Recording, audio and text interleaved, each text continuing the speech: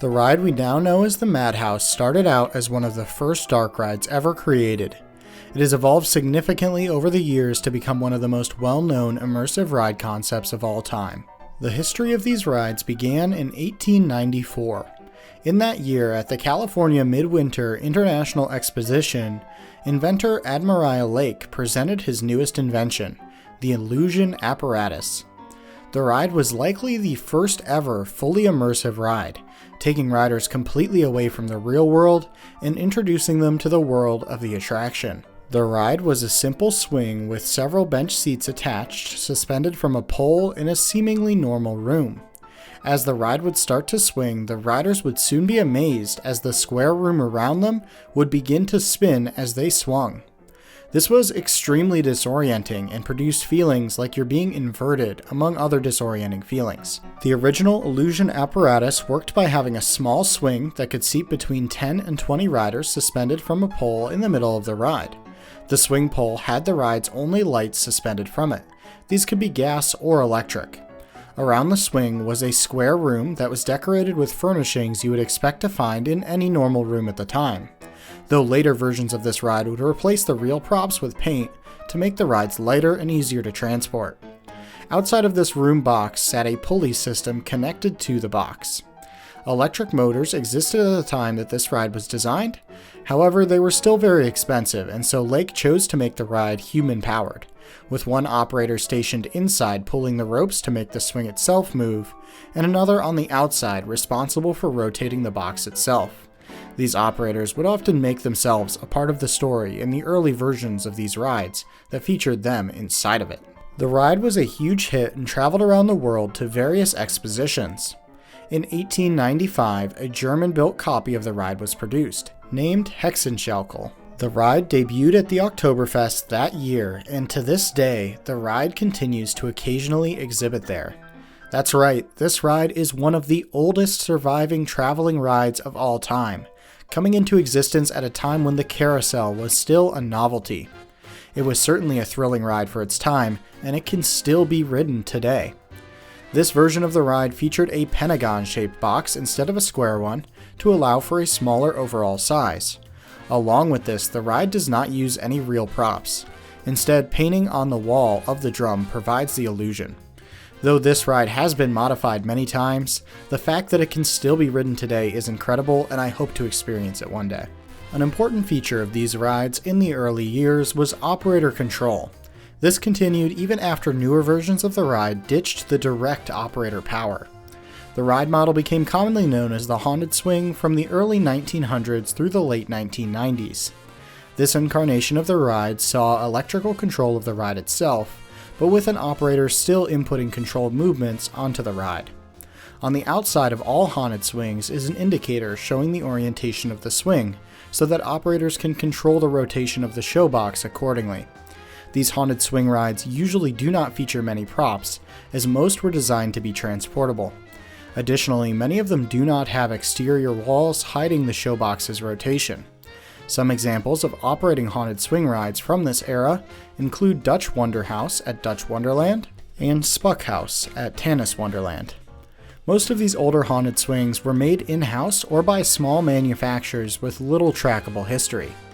The design would continue to evolve over the years, and in the 80s there was a small revival of the model when the newly formed Aerohoos began offering an updated version of the ride.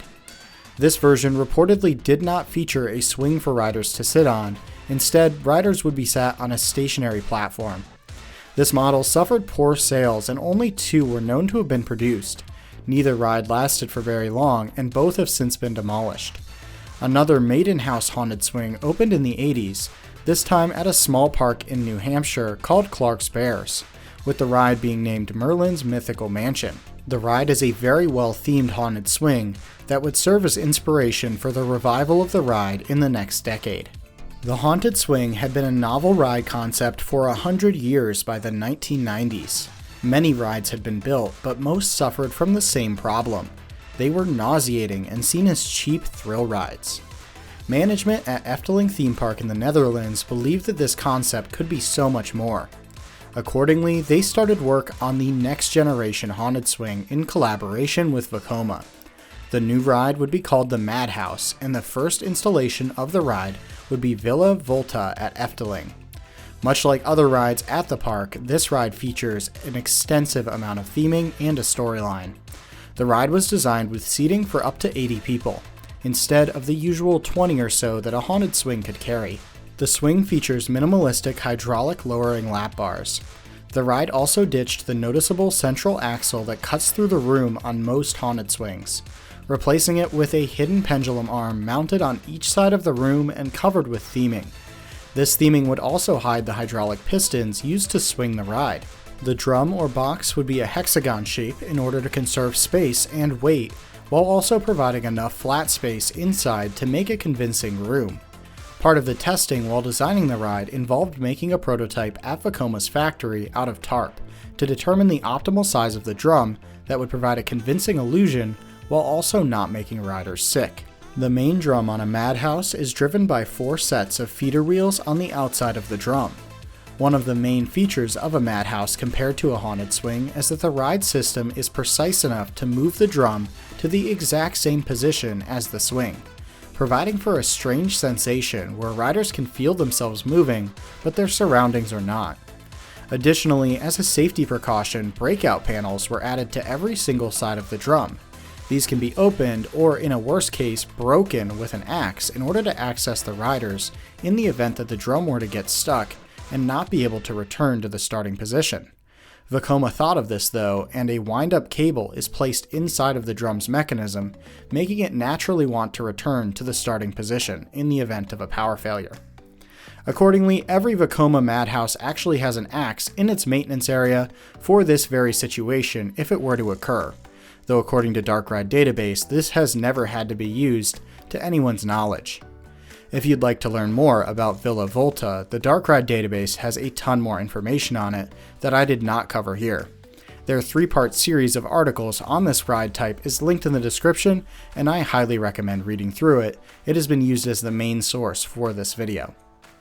The immediate success of Villa Volta drew a lot of attention from other parks.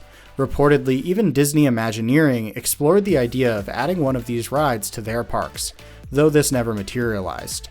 Vekoma also developed a smaller version of the Madhouse. As of 2025, there are many Madhouses still in operation, and the model is still being produced today.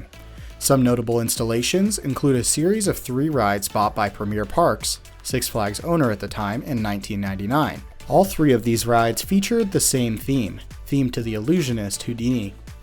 These rides were added to Six Flags Great Adventure, Six Flags New England, and Bellewaerde. All 3 of these rides still operate as of January 2025 when this video is being recorded. Some other examples include the Haunting at Drayton Manor, which is a smaller version of the ride seating only 40 riders, and opening alongside Villa Volta in 1996. Finally, the most recently opened Madhouse is Haunted House Monster Party at Legoland Windsor in the UK. These rides continue to be popular installations at many parks. Their relatively high capacity, with a small footprint, makes them a great option for many parks. Hopefully, with the increased focus on attractions that whole families can enjoy, as well as immersive attractions, we see a resurgence in the popularity of these rides. They could be a great fit at many parks that do not traditionally have dark rides, thanks to their small size and accessibility. That's all we have for this first episode of Flat Ride Friday Season 2. Have you been able to experience a Madhouse or haunted swing? If so, what did you think of it? As always, if you'd like access to all 20 episodes of Flat Ride Friday Season 2 without having to wait, you can become a channel member to start binging them right now. If not, no pressure, the next episode will be out next week. Thanks for watching, and see you next time.